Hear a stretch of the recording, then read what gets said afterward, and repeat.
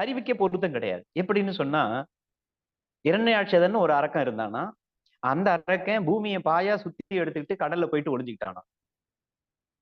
ஒரு அரக்கன் பூமியை பாய் மாதிரி சுத்தி எடுத்துக்கிட்டு போயிட்டானா, பாய் மாதிரி தட்டையா இருக்குதுன்னு நம்பப்பட்ட காலத்துல இந்த கதை எழுதணும். ஆனா உலக உருண்டை அப்படின்னு கண்டுபிடிச்சிருக்கு. அப்போ இந்த உருண்டையா இருக்கிற பால எப்படி சுருட்டி அக்கல்ல வச்சுக்க முடியும்? அப்படியே வச்சுக்கிட்டு அவன் எங்க போய் ஒளிஞ்சுக்கிட்டானா? கடல்ல போயிட்டு. கடல் எங்க இருக்கு? பூமியில தானே இருக்கு. ஆனா கடலுக்குள்ளார போய் ஒளிஞ்சுக்கிட்டான் அப்படின்னு சொல்றாங்க. அவன் எந்த இடத்துல நின்னு சுருட்டுனா அப்படின்ற கேள்விக்கு எல்லாம் பதில் கிடையாது. ஆனா அதை மீட்டு எடுக்கிறதுக்காக மகாவிஷ்ணு பன்றி அவதாரம் எடுத்து போனாருன்னு சொல்றாங்க.